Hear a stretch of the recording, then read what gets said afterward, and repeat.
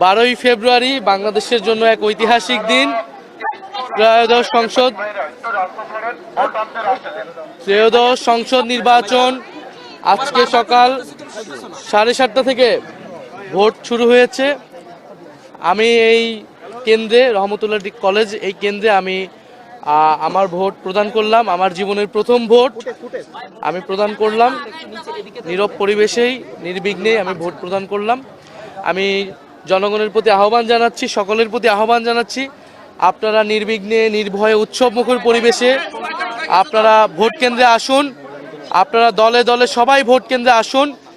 আজকে ভোটের দিন, আজকে এই দেশে নিজেদের মালিকানা বুঝে নেবার দিন।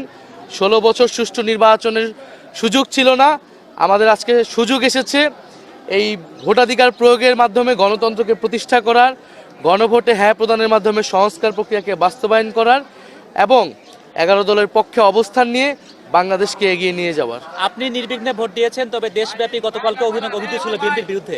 এমন ঘটনার কোনো আলামত, এমন কোনো আশঙ্কা আজকেও দেখছেন কিনা? আমরা গতকাল রাতে কয়েকটি জায়গায় এই ধরনের ঘটনার, অনাকাঙ্ক্ষিত ঘটনার কথা শুনতে পেয়েছি। রাতে আমাদের দল থেকে প্রেস ব্রিফিং করা হয়েছে, আমরাও সোশ্যাল মিডিয়া এই বিষয়ে কথা বলেছি। আমাদের বিভিন্ন প্রার্থীর সমর্থক তাদের উপরে হামলা করা হয়েছে। কুড়িগ্রামে আপনারা দেখেছেন আতিক মুজাহিদ, নোয়াখালীতে হান্নান মাসুদ, হাতিয়াতে, এছাড়াও এরকম কয়েকটি জায়গাতে, আর হাসনাত আবদুল্লার এলাকায় কুমিল্লা 4 দেবিদ্বারে, সেখানে কিন্তু ক্রমাগত কয়েকদিন ধরে একটা ভীত সন্ত্রস্ত পরিবেশ তৈরি করে রাখা হয়েছে। ফলে অনেকগুলো জায়গাতে, ইভেন আমার এই ঢাকা 11 আসনেও গতকাল রাতে অনেকগুলো জায়গায় আমাদের যে ক্যাম্প বসেছে ভোট কেন্দ্র সংলগ্ন, সেই ক্যাম্পে কিন্তু হামলা হয়েছে, বন্ধ করে দেওয়া হয়েছে। ফলে এই প্রতিকূলতাগুলো কিন্তু এসেছে। আমরা এই প্রতিকূলতাকে বেশি ফোকাস করছি না, আমরা ভোটে আসার জন্য আহ্বান করতেছি। কারণ আমরা চাই না এই ভোটের দিন কোনো ধরনের অনাকাঙ্ক্ষিত ঘটনা ঘটুক।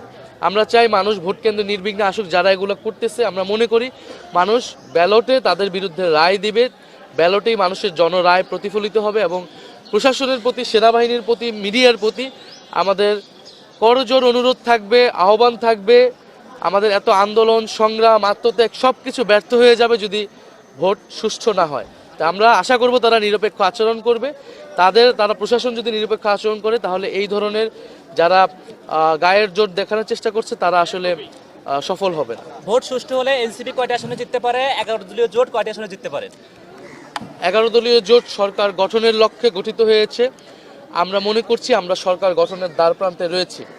ফলে সেই লক্ষ্য, সেই আত্মবিশ্বাস নিয়ে আমরা কাজ করছি। ইনশাআল্লাহ যদি ভোট সুষ্ঠু হয়, জনগণ নির্বিঘ্নে ভোট দিতে আসে, ব্যাপকভাবে উপস্থিতি নিশ্চিত করাটাই আমাদের এই মুহূর্তে প্রধান লক্ষ্য। সাধারণ মানুষ যাতে ব্যাপকভাবে ভোট কেন্দ্রে উপস্থিতি দেয় এবং আমরা ভোট কেন্দ্র পাহারা দিব। ফলাফল না নেওয়া পর্যন্ত আমরা ভোট কেন্দ্রের সামনে থাকবো, মাঠে থাকবো। তরুণদের প্রতি সবাইকে আহ্বান জানাচ্ছি।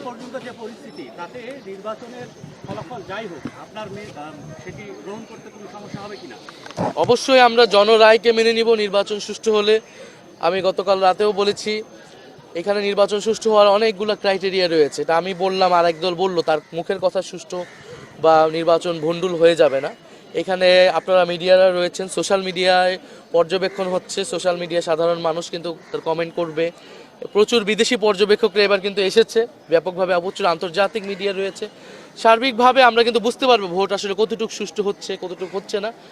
এবং সেটার ভিত্তিতেই ইনশাল্লাহ আমরা জনরায় যেটাই হবে সেটাকে আমরা মেনে নিব। আমরা জয়ের ব্যাপারে আত্মবিশ্বাসী, তবে পরাজয়ের থেকে গুরুত্বপূর্ণ হচ্ছে আমাদের কাছে সুষ্ঠু নির্বাচন, জনগণ যাতে তাদের ভোটাধিকার প্রয়োগ করতে পারে, এটাই আমরা নিশ্চিত করতে চাই আজকের দিনে। চর্চা কে ভাই?